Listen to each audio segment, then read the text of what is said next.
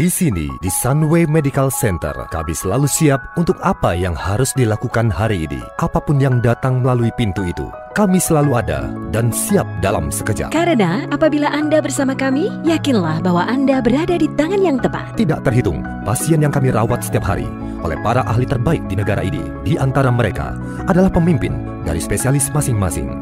Langkah pertama menuju pemulihan selalu yang paling sulit untuk dilakukan. Namun kami akan berada di sana di setiap langkahnya. Sunway Medical Center dilengkapi dengan teknologi medis paling canggih di negara ini. Memberikan prosedur medis dari para ahli, mulai dari perawatan kanker hingga berbagai operasi umum dengan pendekatan minimal invasif.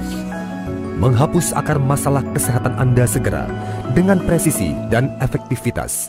Semua demi kenyamanan pasien, sehingga mereka dapat sembuh lebih cepat, beristirahat dengan baik, dan lebih singkat tinggal di rumah sakit.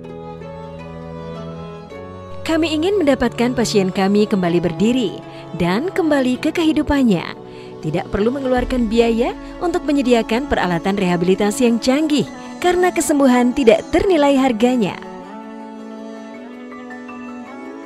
Pusat keunggulan kami yang lengkap selalu mudah diakses lewat ujung jari Anda. Setiap unit diperlengkapi untuk memenuhi setiap kebutuhan spesifik Anda, memberikan mereka perawatan primer terbaik yang kami tawarkan. Sunway Medical Center juga merupakan bagian integral dari kota pintar yang terus berkembang, mendapatkan pengalaman yang berbeda.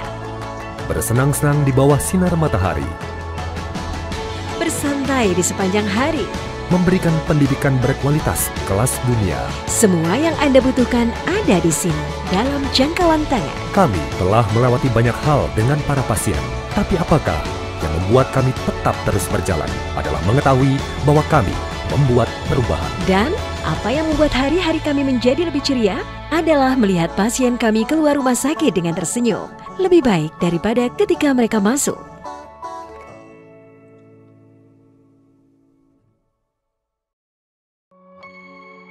Salam sejahtera.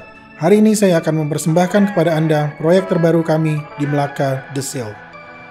Tahun 2019, The Seal memperoleh penghargaan One Belt One Road Initiative di China dan satu-satunya perwakilan Malaysia dalam konvensi properti tersebut. The Seal didirikan di atas lahan reklamasi seluas 11 hektar lebih yang terletak di Kota Laksamana, Melaka dengan status lahan perniagaan.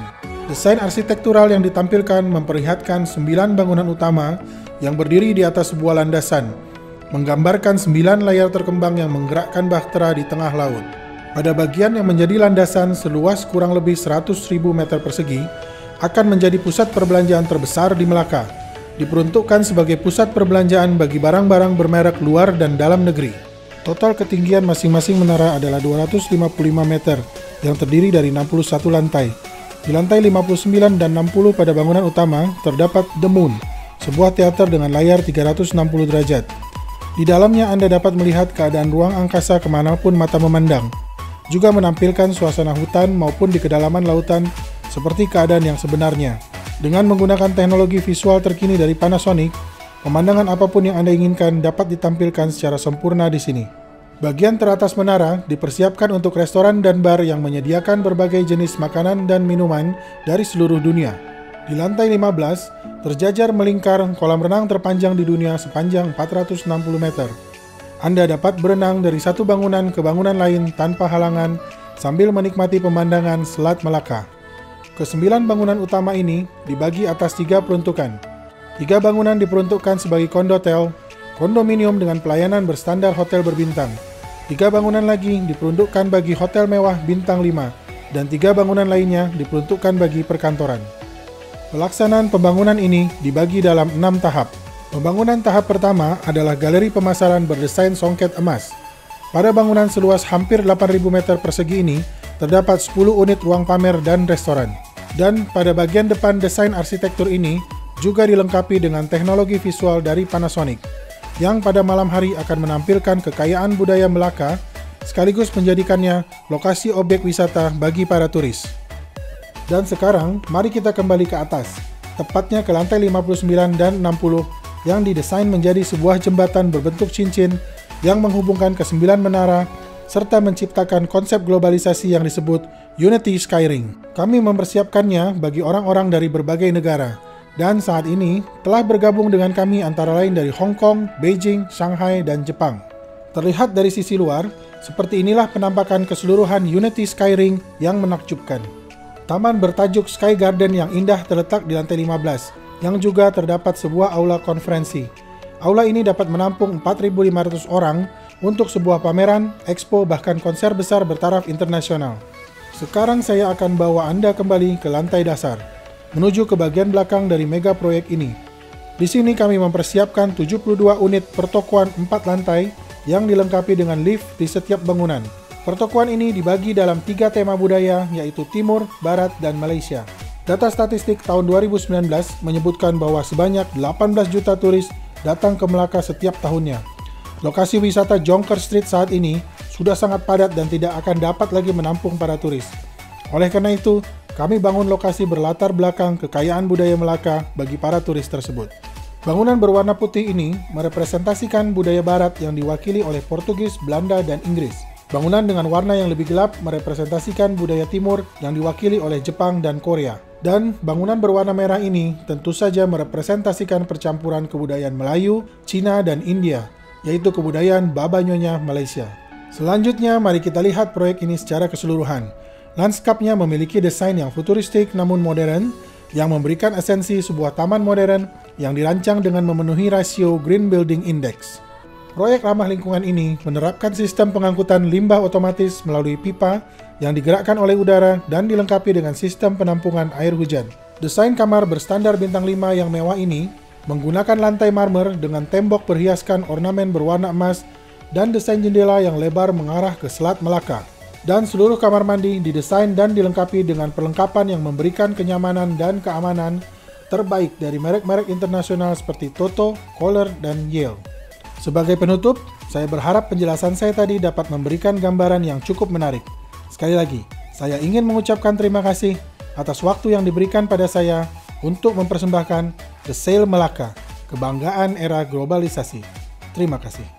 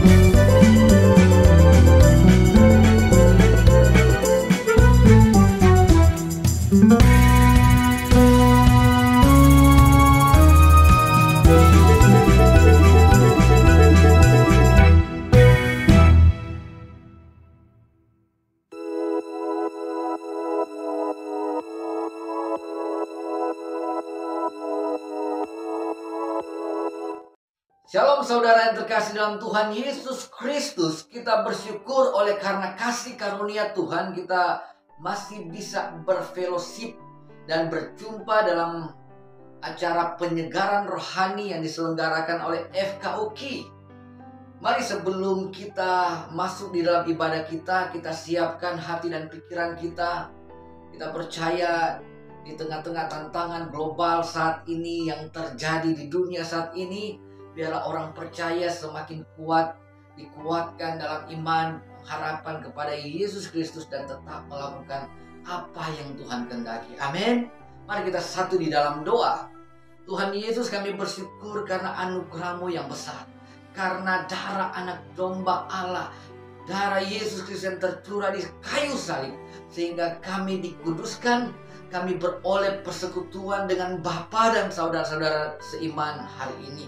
Dan biarlah di dalam persekutuan kali ini, kami bukan hanya beribadah secara online, tetapi kami mengalami perjumpaan dengan Tuhan di dalam firman dan roh Tuhan, di dalam doa, dalam setiap pujian penyembahan. Bawa kami lebih dalam lagi untuk mengenal kasih karunia dan kebenaran-Mu yang menyelamatkan kami. Bawa kami lebih dalam lagi untuk tenggelam di dalam kasih Tuhan dan mengasihi Tuhan dengan sepenuh hati. Terima kasih ya Tuhan. Ke dalam tangan Tuhan kami serahkan ibadah kami dan setiap kami dimanapun kami berada.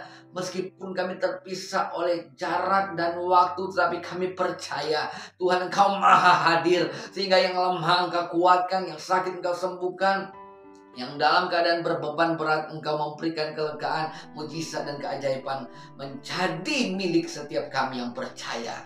Terima kasih ya Tuhan. Dalam nama Yesus kami berdoa. Haleluya. Amin. Haleluya Yesus, Jesus. Ini kami Bapa. Kami mau meninggikan Tuhan. Amin. Kami mau menyembah Engkau Tuhan. Lebih dalam lagi. Sebab Engkau Raja dalam hidup kami. Yang terus menyertai sepanjang hidup kami.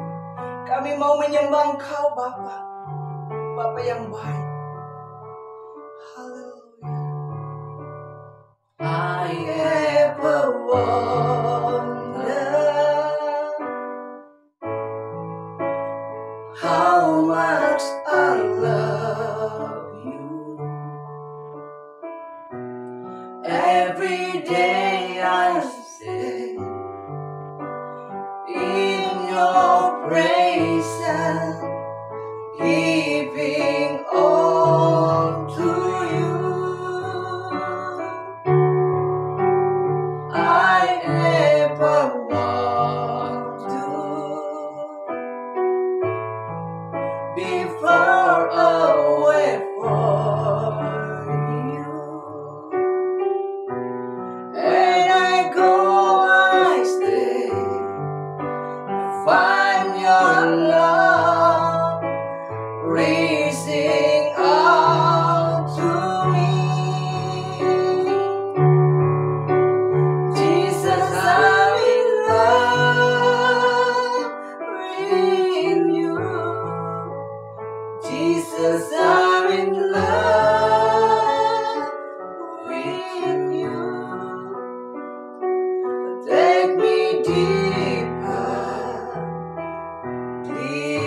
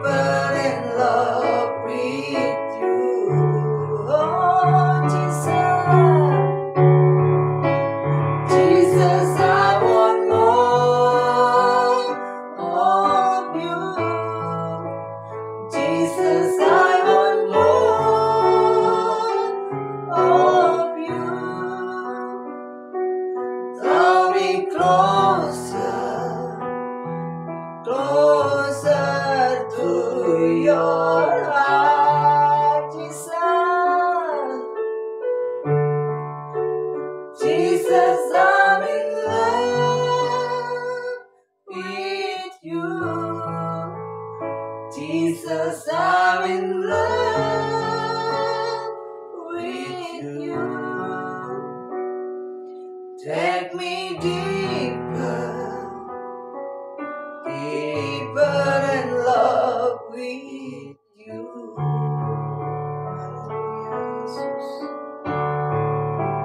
Jesus, I want more of you. Jesus, I want more of you. Draw me closer, closer to your heart.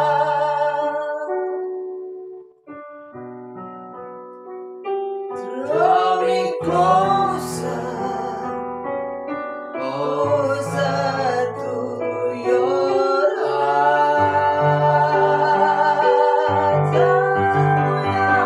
Haleluya, kami sembah, kami muliakan Tuhan, Engkau yang terbaik.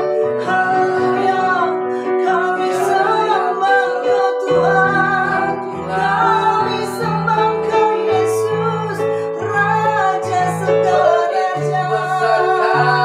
Engkau Tuhan, bawa kami lebih jauh lagi, lebih dalam lagi, buktikan salah Tuhan dalam hidup kami.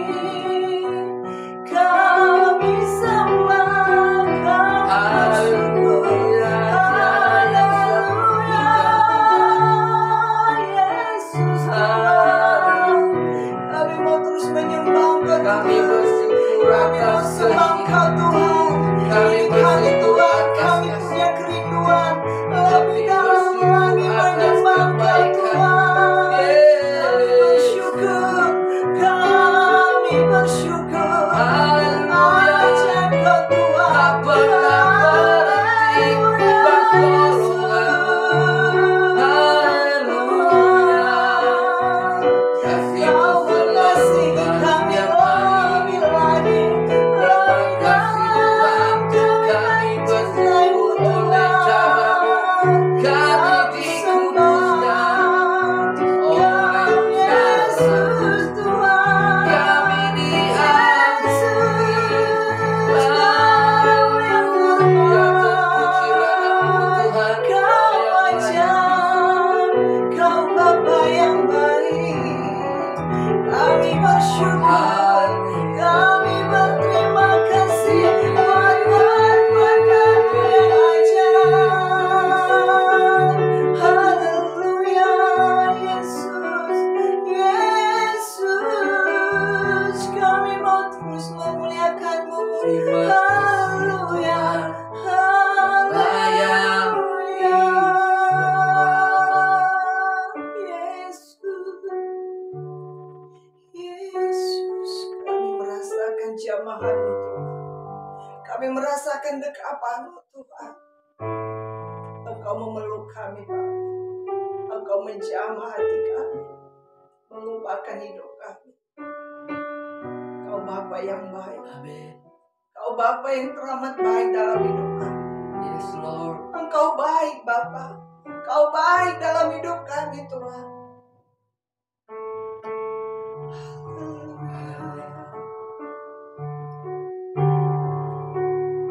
Jesus, I'm in love with you. Jesus, I'm in love with you. Amen. Take me deeper, deeper in love with you. Oh, hallelujah. Jesus, I want more of you. Jesus, I want more of you. Draw me closer, closer to your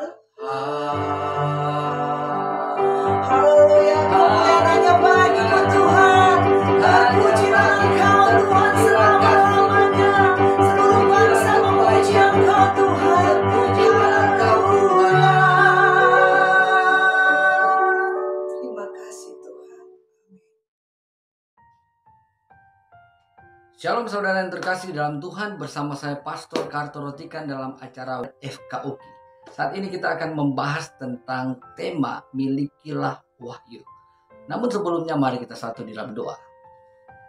Ya Tuhan, kami bersyukur oleh kuasa kasih karunia-Mu kami bisa berkumpul saat ini di dalam satu fellowship yang sangat indah, dan kami percaya oleh darah anak domba Allah kami dikuduskan sehingga ibadah ini bukan hanya sekedar kami berkumpul secara online, tetapi kami dapat menikmati jamahan kuasa-Mu, kekuatan Injil-Mu. Karena Injil-Mu adalah kekuatan Allah yang menyelamatkan, yang menguatkan setiap kami yang lemah, menyembuhkan setiap kami yang sakit, dan memulihkan setiap hati yang terluka. Bahkan setiap kami yang sedang bergumul dalam keadaan hal-hal yang berat, kami akan melihat keajaiban mujizat daripada Tuhan.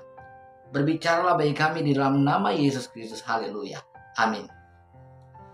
Saudara, mari kita membuka Alkitab kita dalam Amsal 29 ayat 18. Firman Tuhan berkata, bila tidak ada wahyu, menjadi liarlah rakyat. Berbagilah orang yang berpegang pada hukum. Saudara, tahukah saudara bahwa hukum bukanlah segala-galanya? Hukum, bila tanpa wahyu, maka orang akan melakukan hukum dengan terpaksa. Tidak ada kasih di sana. Apa yang terjadi dengan orang Yahudi itu merupakan satu contoh yang luar biasa untuk kita pahami saat ini. Saudara melihat apa yang terjadi waktu Yesus datang ke dunia ini. Dia menjadi sama seperti manusia. Orang Yahudi saat itu kuat berpegang kepada hukum Taurat. Namun apa yang terjadi? Mereka menolak Yesus, bahkan menyalibkan Yesus. Bahkan di beberapa cerita Tuhan Yesus menggambarkan orang Yahudi, orang ahli-ahli Taurat yang tahu tentang hukum Taurat, mereka tidak memiliki kasih.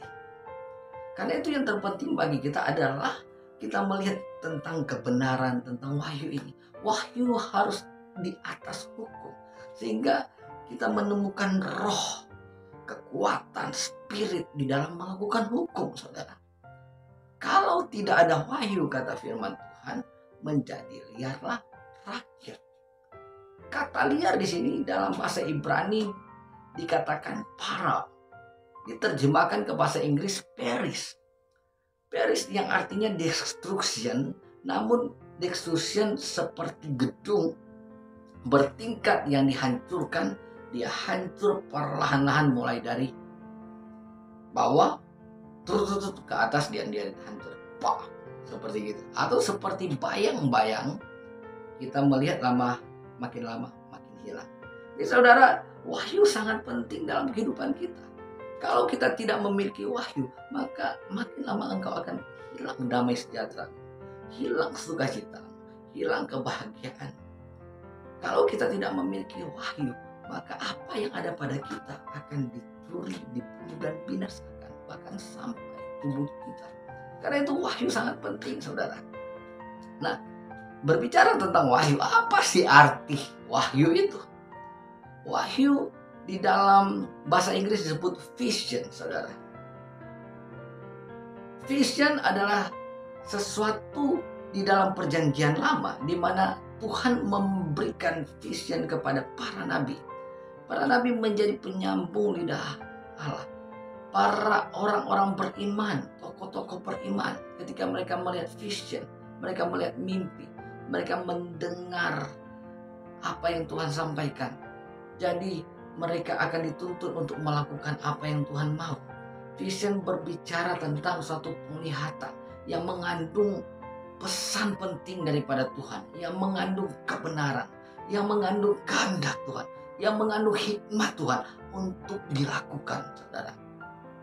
Nah, ini sangat penting.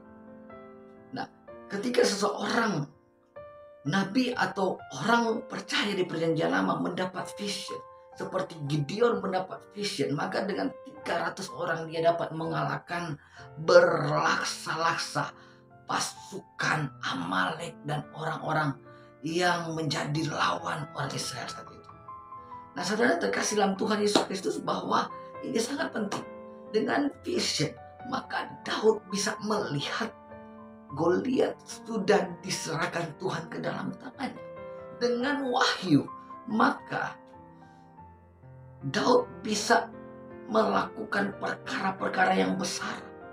Dia bisa mengalahkan bangsa-bangsa. Dengan vision, kita bisa melihat bagaimana Yosua dan Kaleb memiliki pandangan seperti cara Allah melihat masalah. 10 orang pengintai, mereka mendapat ketakutan yang luar biasa ketika mengintai negeri Kanaan. Mereka melihat situasi, kenyataan, dan kenyataan situasi itu membuat hati mereka patah. Sehingga mereka tidak memiliki kemampuan untuk melihat bahwa tanah Kanaan telah disediakan kepada mereka sesuai dengan janji Tuhan. Namun sebaliknya mereka menceritakan hal-hal yang buruk, bahkan mempengaruhi umat Tuhan, menakuti umat Tuhan. Namun Yosua dan Kaleb, karena dengan wahyu daripada Tuhan, mendapatkan vision, dan mereka mempercayai itu, mereka mendapat kekuatan baru, dan mereka melihat bahwa tanah Kanaan telah diserahkan kepada Tuhan untuk mereka taklukkan. Haleluya. Saudara yang terkasih, karena itu vision sangat penting dalam kehidupan kita. Kalau kita lihat lagi di dalam perjanjian baru, kita melihat banyak orang disembuhkan, seperti seorang perempuan yang pendarahan 12 tahun. Alkitab berkata sudah dihabiskan segalanya yang ada padanya untuk berobat, namun tidak disembuhkan. Tetapi ketika dia melihat vision, dia melihat Kristus, dan dia melihat bahwa di dalam Kristus ada kekuatan Allah, ada kuasa Tuhan. Dan dia berkata kepada dirinya, akan salku jamah saja ujung jubah Yesus maka aku sembuh. Maka terjadi demikian. Dengan vision seorang perwira di Kapernaum, dia memiliki iman. Tuhan Yesus tidak perlu datang ke rumahnya untuk menyembuhkan hambanya yang sakit. Cukup satu kata saja, maka hambanya sembuh. Dan apa yang terjadi? Terjadi seperti yang dimiliki. Dengan vision, para bapak-bapak beriman telah mengalahkan ketakutan, kekhawatiran mereka, telah mengamalkan kebenaran, telah membelah laut Teberau, telah mengalahkan ribuan musuh. Mereka melakukannya itu karena mereka melihat Kristus. Mereka melihat Allah. Mereka melihat kekuatan, kuasa Tuhan di sana. Karena itu vision sangat penting dalam hidup kita. Jadi pertanyaan selanjutnya, vision yang bagaimana yang Tuhan kehendaki? Vision yang tertinggi atau wahyu yang tertinggi di dalam firman Tuhan itu berbicara Injil, kasih karunia Allah dan kebenaran di dalam Yesus Kristus. Haleluya. Amin. Jadi vision wahyu yang paling tertinggi adalah wahyu tentang penyataan Kristus sebagai penebus dosa saudara dan saya. Dia bukan hanya menjadi penebus dosa kita, tetapi dia menjadi Allah yang mengalahkan maut, yang menghancurkan kuasa maut, kuasa dosa yang memperhamba kita, yang mengikat kita, sehingga kita menjadi orang yang lebih daripada pemenang, dan kita akan bersama-sama dengan dia dalam kehidupan dalam kekekalan. Haleluya. Vision wahyu tentang penyataan Kristus, penebusan Kristus ini harus Anda miliki, saudara. Anda tahu bahwa otak kita ini terbagi dalam 2 bagian sebenarnya. Negatif, positif. Jahat, baik, saudara. Peperangan di dalam pikiran kita ini akan dibenarkan oleh kekuatan yang lebih besar. Kalau Anda tergantung kepada self-ability, kepada kesanggupan diri, kepada self-righteousness, kepada kebenaran diri, maka Anda akan kalah. Sebab kebenaran Anda sudah tercemar. Kebenaran Anda bukan lagi ketulusan. Kebenaran dan kebaikan kita ini, kesalehan kita ini sudah tercemar oleh dosa. Apa yang kita lakukan di dunia ini telah menyebabkan Yesus mati di kayu salib. Karena itu Tuhan berkata bahwa lihatlah diri kita sudah mati. Keinginan daging kita sudah mati, dan kita dihidupkan kembali bersama dengan Kristus, di mana Kristus hidup di dalam kita. Hidupku bukan aku lagi, melainkan Kristus yang hidup di dalam kita. Orang percaya harus melihat dirinya seperti ini, saudara. Kalau dia memiliki Injil, maka dia melihat Kristus yang menghidupi dia, bukan dirinya. Jadi ketika masuk di dalam pikiran peperangan rohani, Anda tidak maju dengan kekuatanmu. Karena kekuatanmu terbatas, tapi Anda maju dengan Christ ability. Dengan kesanggupan Kristus, bukan dengan self ability. Nah, kalau di pikiran kita ada Injil, maka segala kekuatan kuasa yang buruk, ketakutan, kepahitan, kecemasan, emosi-emosi negatif yang menguasai pikiran kita, keadaan-keadaan yang buruk, kita akan dapat taklukkan. Haleluya. Amin. Sebab yang menaklukkan segala kekuatan dosa, yang menaklukkan karakter yang buruk, yang menaklukkan emosi yang buruk bukan Anda. Kita sudah tercemar, ingat. Manusia tidak ada seorang pun yang berbuat baik. Tetapi yang menaklukkan itu adalah Kristus. Dialah satu-satunya yang benar. Yang telah datang ke dunia untuk mengalahkan maut demi saudara dan saya, menyelamatkan kita. Jadi saudara yang terkasih dalam Tuhan Yesus Kristus, yang penting adalah wahyu tentang karya penebusan Kristus ini harus disingkapkan di dalam kehidupan kita, dalam pikiran kita. Pikiran ini harus diberi makan dengan pewahyuan tentang Kristus, saudara. Jadi Anda harus mendengar baik bahwa pemberitaan Injil ada pemberitaan tentang Kristus, bukan tentang diri saya sebagai pengkhotbah. Kalau ada pengkhotbah yang menceritakan dirinya, saudara, sebaiknya Anda ambil positifnya saja. Karena di situ hanya pengetahuan biasa. Nggak ada kekuatan di sana. Yang ada kekuatan adalah pemberitaan tentang Injil. Mari kita lihat bersama. Kita buktikan bahwa yang ada kekuatan, satu-satunya kekuatan pengetahuan hikmat adalah Injil. Roma pasal yang pertama ayat 16 berkata, sebab aku mempunyai keyakinan yang kokoh dalam Injil, karena Injil adalah kekuatan Allah yang menyelamatkan setiap orang yang percaya. Jadi Alkitab berkata Injil adalah kekuatan Allah yang menyelamatkan setiap orang yang percaya. Jadi di dalam setiap pengetahuan, kesaksian tentang pribadi seseorang atau pengetahuan tentang dunia ini, motivasi-motivasi dan sebagainya di luar Injil, itu hanya sebatas pengetahuan. Tetapi yang namanya pemberitaan tentang Injil itu adalah kekuatan Allah yang menyelamatkan, yang menyembuhkan, yang memulihkan, yang melepaskan Anda dan saya dari segala kutuk kehidupan, dari segala kutuk sakit penyakit, kutuk kegagalan, dan segala kutuk kehidupan yang kita alami. Sangat penting bagi kita untuk membentengi pikiran kita dengan Injil. Karena itu di dalam Efesus, salah satu senjata perlengkapan Allah adalah dikatakan sana bahwa hendaknya kita menggunakan ketopong keselamatan dan pedang roh, yaitu firman Allah, yaitu Injil, saudara. Haleluya. Injil adalah perlindungan dalam pikiran kita, supaya kita dapat memenangkan peperangan. Peperangan ini dalam pikiran. Nilai-nilai yang kita bangun menunjukkan siapa kita sebenarnya. Nilai-nilai kehidupan. Ada begitu banyak orang hidup didorong oleh kepahitan, oleh kebencian. Ada begitu banyak orang hidup didorong oleh tujuan harta, jabatan, kekayaan. Tetapi Anda dan saya harus didorong oleh Injil, saudara. Karena Injil adalah penggerak spirit di dalam kehidupan orang percaya untuk melakukan apa yang Tuhan mau. Ada banyak orang Kristen hidup bergereja, beribadah setiap hari, tapi sebenarnya mereka tidak memiliki Injil. Sehingga kehidupan mereka bukan didorong oleh Injil. Kehidupan mereka didorong oleh self-ability. Tergantung ability-nya dia. Tergantung kesanggupan dirinya. Kalau dia sanggup berbuat baik, dia berbuat baik di dalam kekuatan dirinya. Namun ketika dia kecewa, dia tidak berbuat baik lagi. Kalau dia sanggup mengasihi, maka dia akan mengasihi dengan kesanggupan dirinya. Namun ketika dia kecewa, dia tidak melakukannya lagi. Tapi di dalam Christ ability, kita melakukan segala sesuatu untuk Tuhan. Bukan lagi untuk kita, saudara.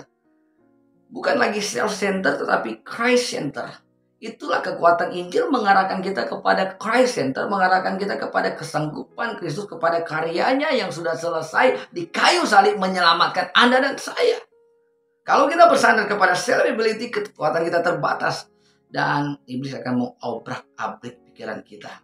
Saudara yang terkasih dalam Kristus. Karena itu milikilah Injil. Nah, sekarang pertanyaannya, bagaimana kita tahu bahwa kita memiliki Injil? Bagaimana kita melihat diri kita atau orang lain memiliki Injil? Saudara yang terkasih dalam Tuhan Yesus Kristus, saya mau beritahukan kepada kita, ada begitu banyak orang bertahun-tahun bergereja, tetapi sebenarnya mereka tidak memiliki Injil. Yang mereka miliki adalah adat istiadat, saudara. Mereka lebih senang melakukan adat istiadat yang diajarkan nenek moyang mereka, bahkan kadang melanggar perintahnya Tuhan, daripada mereka melakukan apa yang Tuhan kehendaki. Gerakan roh. Dan banyak orang juga hidup bertahun-tahun bergereja, namun yang mereka lakukan adalah, yang mereka ikuti adalah nilai-nilai duniawi yang mereka bawa masuk ke dalam gereja, bukan nilai-nilai iman Kristen. Nah, karena itu sangat penting kita melihat apakah kita benar-benar memiliki Injil saat ini, ataukah sampai saat ini kita hidup sebenarnya dalam self-ability, dalam self-righteousness, bukan dalam Christ-ability, bukan dalam Christ-righteousness. Saudara, yang pertama, seseorang yang memiliki Injil, dia pasti akan mau mendengar firman. Mendengar di sini, saya berikan arti mendengar dan percaya atau menerima firman. Menerima firman adalah mendengar dan mempercayai firman Tuhan itu. Nah, ada begitu banyak orang mendengar tapi tidak percaya, artinya dia tidak menerima. Kalau dia mendengarkan firman dan dia percaya, itu dia menerima firman Tuhan itu. Sehingga firman Tuhan itu menjadi kekuatan mengubahkan hidupnya, menuntun dia kepada langkah selanjutnya, yaitu merenungkan firman. Kalau Anda tidak mau percaya firman, pasti Anda tidak mau merenungkan firman. Amin. Misalnya saya katakan, kalau misalnya seorang jatuh cinta, apa yang terjadi? Ketika seorang jatuh cinta, atau Anda pernah jatuh cinta, yang terjadi adalah Anda memikirkan orang yang Anda cintai. Amin. Begitu juga dengan firman, ketika Anda menerima dan mempercayai firman, maka Anda akan secara otomatis, hati dan pikiran Anda akan merenungkan kebenaran itu. Karena Anda terpesona. Ketika seorang terpesona, dia mempercayai orang itu. Amin. Haleluya. Hal sama yang terjadi dalam kehidupan kita. Ketika kita menerima firman dan mempercayai firman, kita mempunyai gairah untuk merenungkan ke tahap berikutnya, saudara. Merenungkan firman akan menjadi sangat penting dan utama bagi kita yang sudah menerima firman, mendengar dan mempercayai firman. Amin. Nah, ketika saudara merenungkan firman, ya, Anda tidak lagi memberikan porsi yang banyak untuk merenungkan kekecewaan. Ketika firman menjadi tempat yang utama Anda renungkan di dalam sel-sel otak ini. Sel otak ini akan bergerak di dalam kekuatan Roh Kudus untuk menyingkirkan kekhawatiran. Sehingga Anda tidak akan merenungkan kekhawatiran. Sel otak Anda akan bergerak untuk menyingkirkan kepahitan. Dan Anda hanya memikirkan apa kata firman. Jadi ada begitu banyak hal positif yang akan terjadi ketika Anda menggunakan kekuatan perenungan ini kepada firman Tuhan. Jadi ciri-ciri orang yang memiliki firman, memiliki Injil adalah dia menerima firman dan merenungkan firman. Dan tahu Yosua merenungkan firman, dan yang terjadi apa? Dia mengalahkan ketakutan dan kekhawatiran yang disebarkan oleh 10 pengintai. Dan yang terjadi, dia memimpin bangsa Israel menyeberang ke Sungai Yordan, dari Sungai Yordan, dan menaklukkan negeri Kanaan. Haleluya. Demikian juga Anda dan saya. Ketika firman menjadi kekuatan untuk kita renungkan, maka kita akan memiliki keberanian iman untuk melakukan. Nah, selanjutnya, orang yang memiliki Injil ya, adalah orang yang punya kebiasaan memperkatakan Injil. Saudara, kalau kita lihat sekitar kita, banyak kekacauan yang terjadi. Orang-orang mengatakan hal yang buruk, dan kita ikut mengatakan yang buruk. Orang-orang bergosip, dan kita ikut mengambil bagian dalam gosip itu. Tetapi ingatlah baik bahwa kalau firman menjadi hal yang utama untuk kita miliki dan tersimpan dalam hati kita, maka kita akan memiliki kekuatan untuk tidak membicarakan yang buruk, untuk tidak menekan diri kita di dalam kesedihan. Dengan satu kalimat kita bisa membuat orang bersedih. Dengan satu kalimat kita bisa membuat orang tertawa. Dengan satu kalimat kita bisa membuat orang bersuka cita, kecewa. Dengan satu kalimat kita bisa membuat orang bangga. Dengan satu kalimat kita bisa membuat orang memaki kita. Jadi saudara, Injil, dengan berkata-kata Injil, Anda bisa membanggakan Tuhan. Anda bisa membuat terobosan yang baru dalam hidupmu. Engkau merubah perkataanmu setiap hari. Orang yang memiliki Injil sangat penting bagi dia untuk berkata-kata firman. Berkata-kata tentang Injil. Kenapa? Karena dia tahu di situ ada kekuatan. Ada kekuatan yang menyembuhkan, yang menguatkan dia. Saudara, kalau saudara melihat keadaan makin kacau dan saudara mulai berkata-kata tentang kekacauan, maka kata-kata itu ada kekuatan saudara. Karena itu mulai ubah kata-katamu. Saudara yang terkasih dalam Tuhan, pernah ada kejadian di Jakarta pada tahun 98, terjadi kerusuhan di Jakarta. Jadi seorang ibu ini melarang anaknya untuk pergi. Waktu itu belum terjadi kerusuhan. Tapi anaknya ini tidak mendengarkan dia. Dan dia mulai memaki dan mengutuk anaknya. Dasar anak tidak dengar-dengaran, memberontak kepada orang tua. Mati sekalian kamu di sana. Saudara, perkataan ibu ini mengantarkan anaknya kepada kematian. Ketika terjadi kerusuhan, anaknya ada di dalam satu mall. Dan waktu dia berdiri dekat kaca, para perusuh itu melempar mall itu. Dan kena kaca itu, dan kaca itu merobek perutnya anaknya. Sehingga dia terjatuh dan mati kehabisan darah. Kata-kata sangat berkuasa. Alkitab berkata, apa yang kita ikat di dunia akan terikat di surga. Apa yang kita lepaskan di dunia akan terlepas di surga. Itu berbicara perkataan. Kalau kita memberkati orang, maka berkat itu akan turun. Tapi kalau kita mengutuk orang, maka kekuatan kutuk itu akan turun kepada orang itu. Jadi orang percaya memiliki kekuatan untuk memberkati dan mengutuk saudara. Dan Anda lihat, Tuhan mau kita menggunakan kata-kata kita memberkati.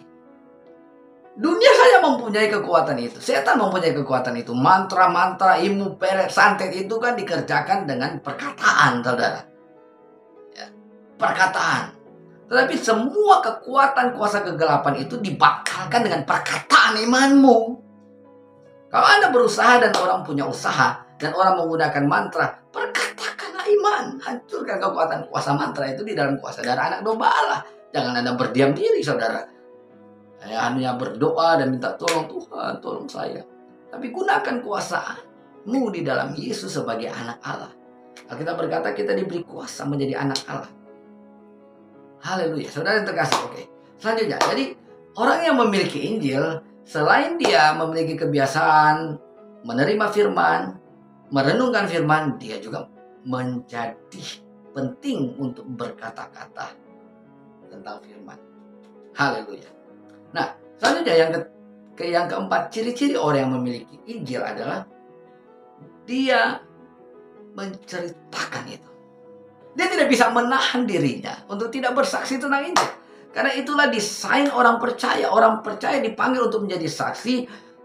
Kata firman Tuhan dalam Kisah Rasul 1 ayat 8. Mulai dari Yerusalem, ya, Samaria, Yudea sampai ke ujung bumi. Anda dan saya diberi kuasa untuk menjadi saksi.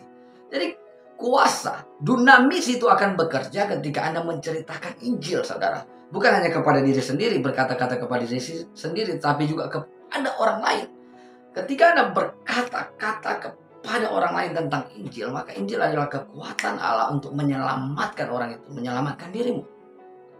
Tapi saya melihat banyak orang, ternyata memang mereka tidak memiliki Injil. Injil tidak menjadi sesuatu yang menggairahkan untuk mereka ceritakan.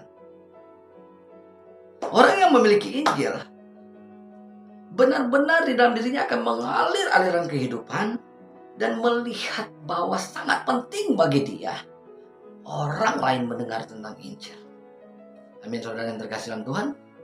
Haleluya.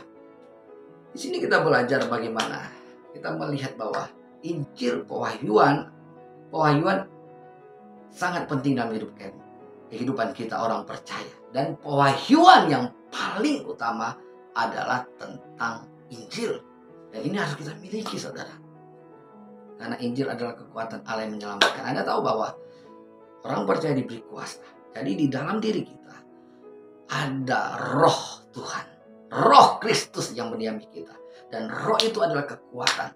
Ketika kita mendengar Injil, muncul iman di dalam diri kita. Dan waktu kita percaya, roh itu bekerja mendatangkan kuasa, mujizat, keajaiban. Amin. Namun ketika kita tidak memiliki Injil, dia tidak beroperasi. Sebab iman akan muncul lewat pendengaran akan Injil, akan firman Tuhan. Amin. Haleluya. Karena itu biasakan dirimu benar-benar, paksa dirimu menerima firman, percaya kepada firman Tuhan, dan mulai merenungkan, membicarakan, bahkan menceritakan, maka itu akan menjadi kekuatan action. Kau akan melakukan segala sesuatu di dalam pekerjaan, dalam usahamu, kau akan melakukan untuk Tuhan. Itu akan membawa dampak dalam kehidupan ini. Namun iblis tidak punya kekuatan untuk mengalahkan, tapi dia punya tipu muslihat untuk mengalahkan saudara. Untuk saudara tidak memiliki Injil, untuk saudara tidak mengimplementasikan Injil dalam hidupmu menjadi suatu bahan perenungan, percakapan, menjadi suatu action.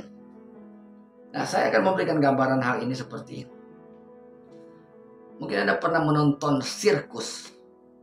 Seorang pesirkus, biasanya seorang pesirkus ditemani dengan singa, harimau. Dia biasanya memegang cambuk, cemeti, cambuk, dan ada bangku yang menjadi temannya cambuk itu. Dan pelatih ini, ya, pesirkus ini, dia akan mengalihkan pandangan harimau ini kepada bangku. Sehingga dia bisa mempermainkan dan menjadi suatu permainan yang menyenangkan. Orang akan wow, ya kan? Dia bisa mengendalikan harimau itu. Dia bisa mengendalikan singa itu. Tapi saudara, tanpa bangku, tanpa pengalihan, tanpa cambuk, maka harimau akan tertuju kepada tuannya.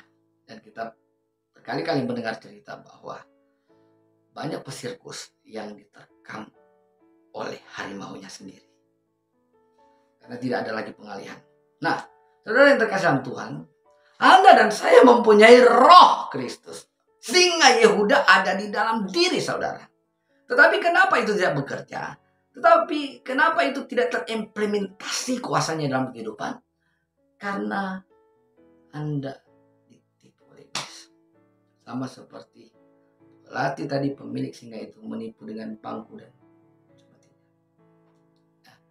dia mengarahkan hidupmu kepada self-ability. Sehingga Anda tidak pernah benar-benar memiliki Injil. Yang Anda miliki adalah pengetahuan biasa saja. Sehingga susah bagi Anda untuk bergerak di dalam rohnya Tuhan, di dalam kepentingannya Tuhan. Selalu perhitungan-perhitungan humanisme yang muncul. Selalu Anda bersandar kepada kekuatanmu. Sehingga tidak jarang kita lebih menjadi khawatir, ketakutan, dan sebagainya, saudara. Nah, itulah kehidupan peperangan rohani dalam pikiran. Ketika pikiran kita dialihkan dari Injil. Kita tidak memiliki pengetahuan untuk melakukan hukum dan kita akan menderita. Kita bukan orang yang bahagia. Kita melakukan hukum. Kita terpaksa. Kita mendengar orang membantu misi, kita akan terpaksa. Kita mendengar Tuhan Yesus bicara, kasihilah sama manusia, berdoalah pada musuhmu, kita terpaksa melakukannya. Kenapa? Karena kita tidak memiliki pengetahuan. Kita hanya memiliki pengetahuan tentang hukum saja. Dan itu datar levelnya, saudara. Anda tidak akan pernah bangkit dan melakukan hukum dengan benar. Ya, mungkin secara terlihat Anda adalah pelaku firman. Secara terlihat Anda melakukan hukum. Tetapi di belakang ada begitu banyak hal yang liar yang tidak diketahui. Tetapi Tuhan tahu, saudara. Haleluya. Tuhan tahu siapa yang Anda miliki saat ini.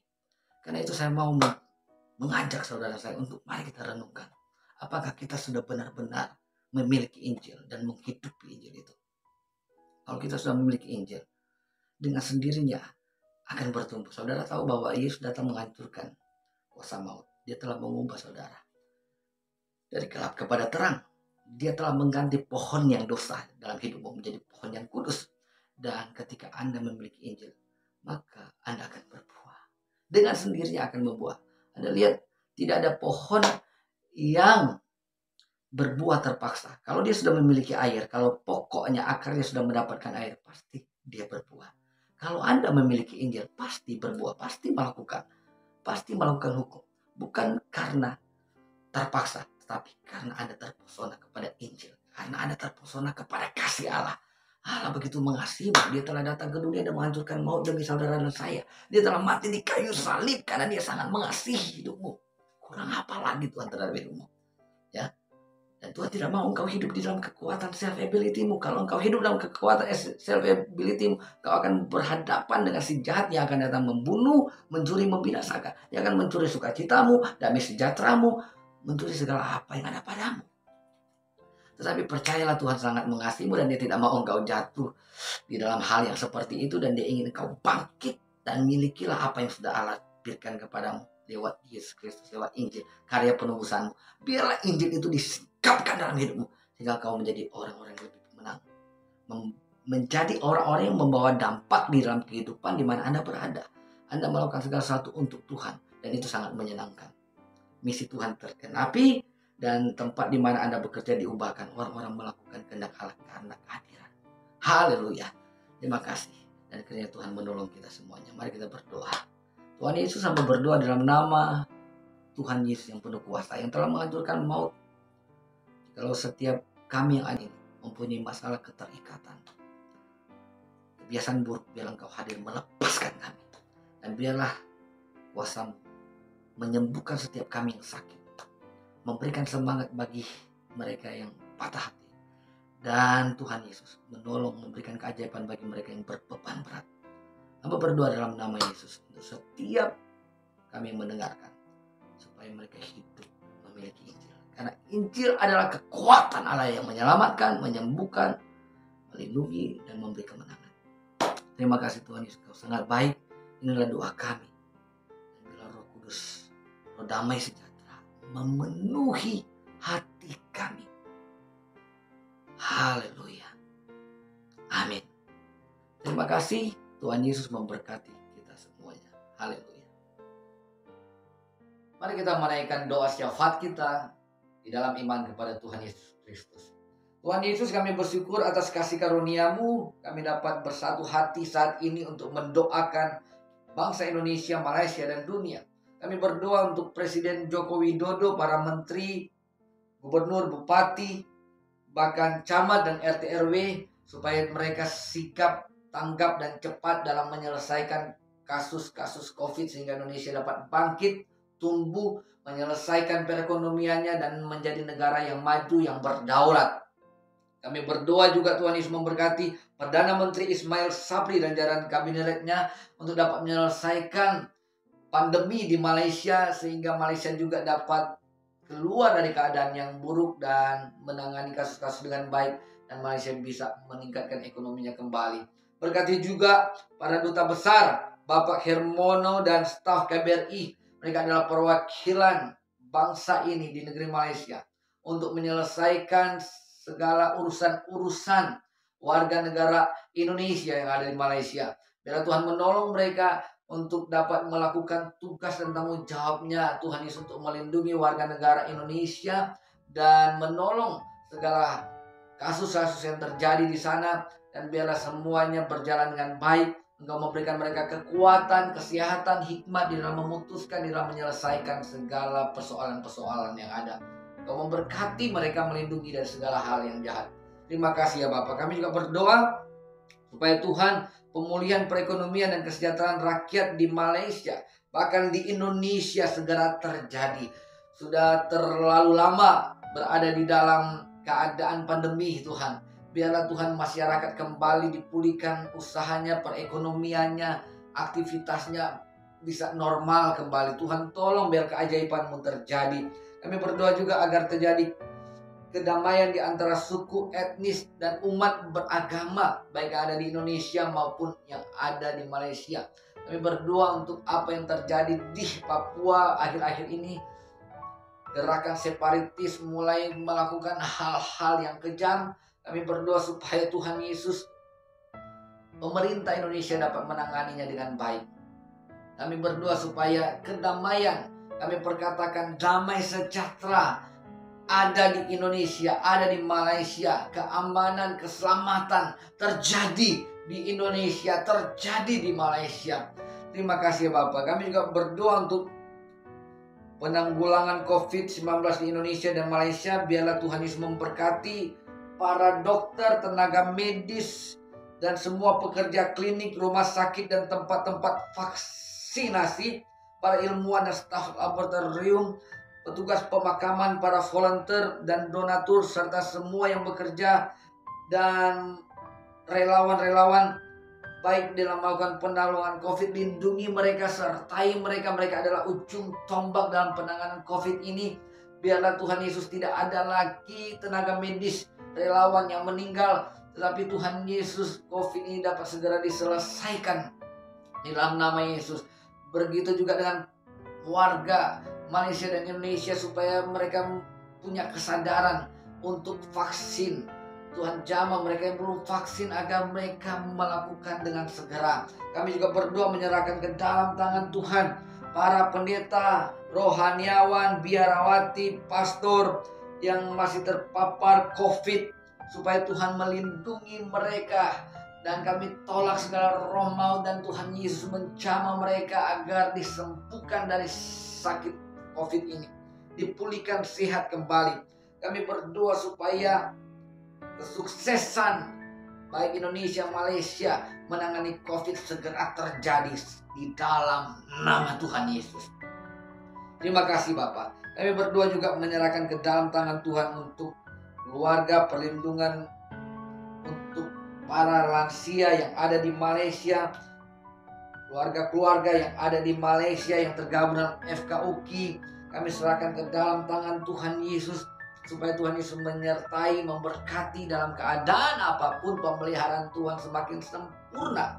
Kami berdoa supaya Tuhan Yesus memberkati para pengurus FKUKI, untuk Tuhan Yesus melakukan berbagai kegiatan mereka dan visi mereka, misi mereka di tahun ini. Tuhan Yesus memberkati. Biarlah anugerah Tuhan melimpah atas mereka, sehingga FKUKI terus berkembang dan menjadi berkat. Kami berdoa untuk seluruh anak-anak yang ada di Malaysia, anak-anak warga negara Indonesia. Kami berdoa supaya mereka diberkati oleh Tuhan. Mereka adalah anak panah di tangan Tuhan. Diberkatilah mereka dengan kecerdasan spiritual, kecerdasan pengetahuan dunia, pengetahuan supaya mereka menjadi anak-anak yang menaklukkan dunia ini untuk kemuliaan nama Tuhan. Terima kasih ya Bapak. Berkatilah mereka juga yang ada di Malaysia, yang para warga negara Indonesia yang kehilangan pekerjaan, yang usahanya merosot, yang sedang dalam pergumulan yang berat. Tuhan Yesus tolong. Bahkan mereka yang sakit saat ini, dalam segala keadaan mereka, Tuhan Yesus jamah dan pulihkan dalam nama-Mu. Terima kasih setiap kami yang hadir di dalam ibadah online saat ini juga, dalam segala keadaan apapun. Tuhan jamah, Tuhan tolong. Kalau ada yang sakit, Tuhan sembuhkan. Setiap kami Tuhan pulihkan di dalam nama-Mu. Terima kasih ya Bapak. Inilah doa syafaat kami yang kami bawa di dalam nama Tuhan Yesus, dan kami percaya Yohanes 14 ayat 13 berfirman, apa yang kami minta di dalam nama Yesus, maka Tuhan akan melakukannya. Dalam nama Yesus kami berdoa. Haleluya. Amin. Kita akan menutup ibadah kita, fellowship kita, penyegaran rohani kita. Mari saudara, dimanapun engkau berada, arahkanlah hatimu kepada Tuhan. Pandanglah kepada firman-Nya, percayalah kepada firman-Nya, angkatlah kedua tanganmu dan terimalah berkat Tuhan. Sebab Dialah yang telah memanggil engkau dari gelap kepada terang-Nya yang ajaib. Dialah Tuhan Yesus yang telah datang ke dunia dan menghancurkan segala kekuatan kuasa maut, sehingga Dia memberi engkau kemenangan di dalam kekuatan kuasa-Nya. Dialah Tuhan yang akan menghadapkan wajah-Nya kepadamu, menyinari engkau dengan kasih karunia, damai sejahtera, melindungi engkau di masa pandemi ini, tetap kuat dan sehat. Dialah Tuhan yang akan memegang tanganmu dengan tangan kanannya, menyertai engkau dari saat ini sampai selama-lamanya. Haleluya. Amin.